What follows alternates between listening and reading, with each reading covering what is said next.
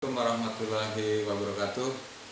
Puji syukur kita panjatkan kehadirat Allah SWT, karena dengan rahmat dan hidayahnya alhamdulillah pada pagi hari ini kita bisa berkumpul walaupun dalam suasana kegiatan MPLS yang bersifat dari rumah, ya, belajar dari rumah. Anak sekalian, perkenalkan, nama Bapak Didi Isbandi. Pada kesempatan ini akan menyampaikan materi mengenai pengenalan kurikulum, ya, di SMK Negeri 1 Gunung Jati dalam tentunya kegiatan MPLS, ya. Apa itu MPLS? MPLS adalah masa pengenalan lingkungan sekolah. Baik anak sekalian, berbicara mengenai kurikulum di SMK Negeri 1 Gunung Jati, sejak 2 tahun yang lalu dan juga tentunya tahun yang sekarang di tahun pelajaran 2020-2021, kurikulum yang digunakan adalah kurikulum revisi 13, ya. Nah, ini tentunya sesuai dengan pedoman yang dikeluarkan oleh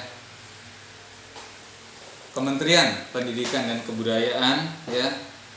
Kita menggunakan kurikulum revisi 13, di mana untuk kompetensi IT dan kompetensi KD-nya tentunya terdapat di dalam Permendikbud nomor 24 tahun 2016. Nah, anak sekalian, perlu diketahui bahwa di sekolah kita ada 2 bidang keahlian yang dibuka di sekolah kita.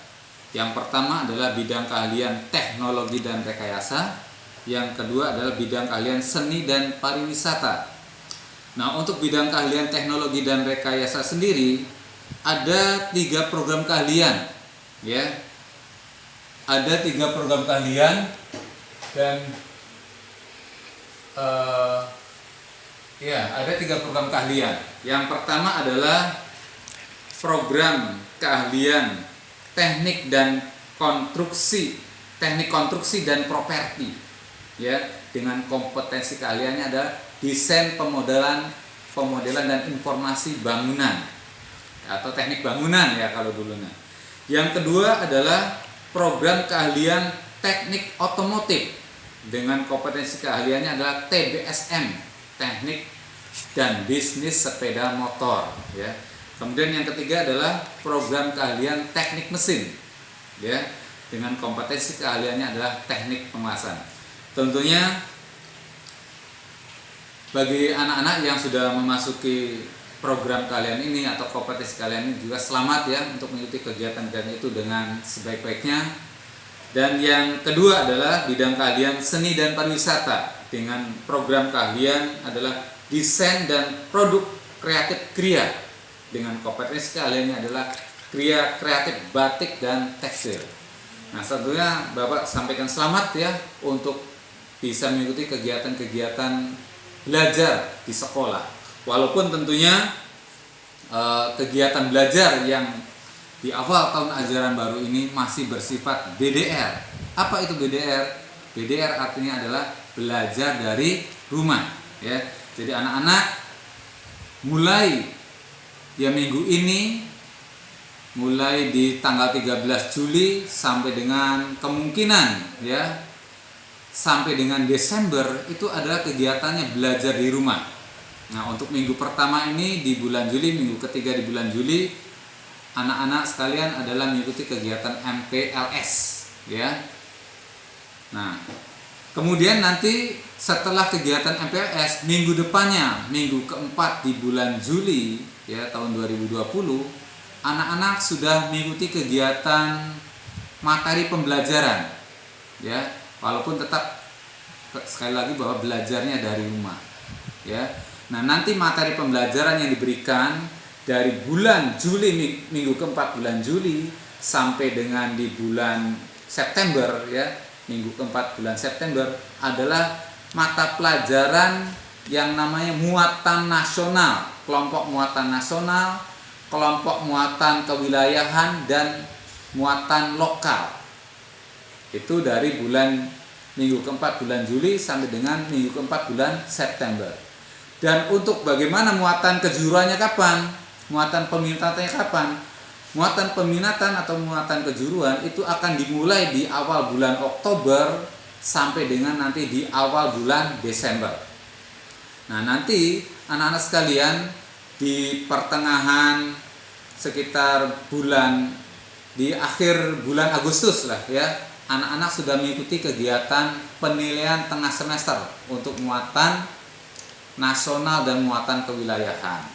Kemudian di akhir September, di minggu keempat bulan September, anak-anak mengikuti kegiatan penilaian akhir semester untuk materi tadi, muatan nasional dan muatan kewilayahan dan mulo. Sedangkan untuk muatan kejuruan, awal belajarnya di bulan Oktober. Nah, mungkin kalaupun karena ini menuntut adanya praktek ya, karena kejuruan kan harus ada praktek, maka bisa jadi nanti minggu pertama, minggu kedua anak-anak akan diberikan teori dulu, teori kejuruan nantinya. Kemudian mulai di minggu ketiganya di bulan Oktober, anak-anak bisa saja nantinya disuruh datang ke sekolah untuk melakukan kegiatan praktek. Tetapi nanti yang berangkat hanya 50% dulu. Nah, misalnya bisa menggunakan sistem ganjil genap. Yang absennya ganjil datang di minggu ganjil misalnya. Yang absennya genap datang di minggu genap. Atau bisa juga nanti guru itu menerapkan separuh-separuh. Yang absen 1 sampai 18 misalnya di minggu pertama. Yang absen 18 sampai terakhir misalnya 36 di minggu kedua. Nah, itu juga bisa ya. Nah, anak sekalian, tentunya di dalam kegiatan kalau Anda sudah diperbolehkan berangkat ke sekolah juga harus tetap memperhatikan protokol kesehatan. Ya, harus menggunakan masker, harus cuci tangan dengan disinfektan, ya, harus menjaga jarak. Nah, itu yang harus dilakukan anak-anak ya ketika ada kegiatan belajar di sekolah nantinya.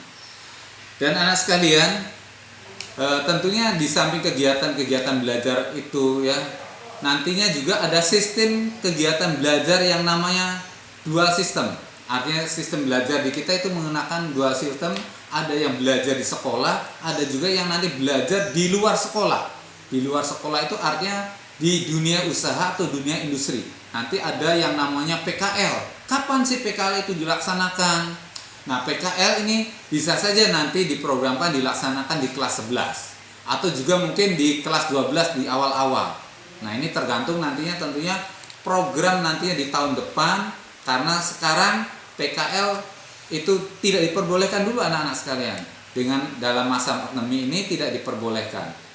Nah, mungkin di semester kedua nanti di bulan Januari kalau kondisinya sudah memungkinkan, kita sudah masuk zona hijau, sudah diizinkan oleh Satgas Covid kabupaten atau provinsi, kita bisa membuka kegiatan pembelajaran PKL juga.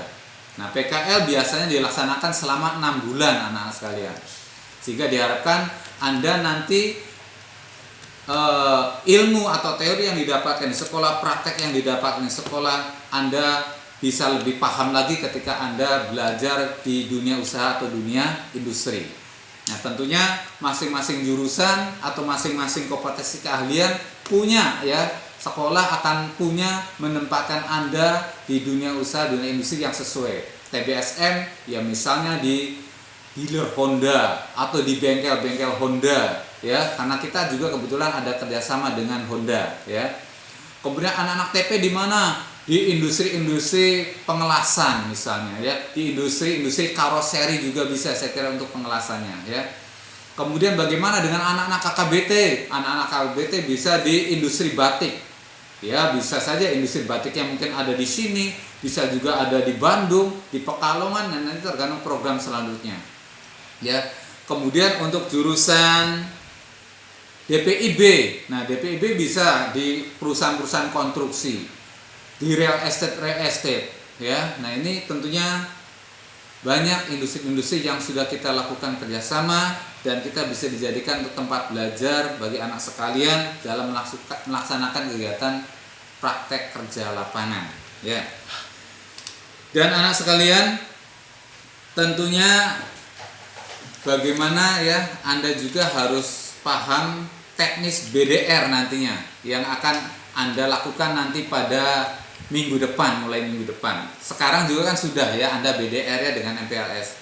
Nah, intinya adalah nantinya anak-anak sekalian di dalam BDR Anda jangan lupa lihat jadwal ya yang sudah diberitahukan, yang sudah di-share. Misalnya hari Senin jadwalnya pelajaran apa?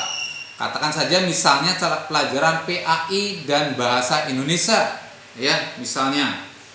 Nah, nanti pada jam itu misalnya jam 7.30 sampai jam 9 PAI.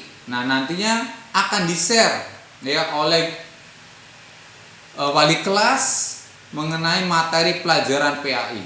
Kemudian anak-anak tentunya harus dibuka WA grup kelasnya dan dipelajari itu materi-materinya. Kemudian disuruh apa? Misalnya, kalau disuruh mengerjakan soal, kerjakan soalnya. Disuruh merangkum, kerjakan rangkumannya. Dan jangan lupa anak-anak, sebagai tanda keikutsertaan anak-anak di dalam kegiatan BDR itu, anak-anak foto kegiatan sedang merangkumnya.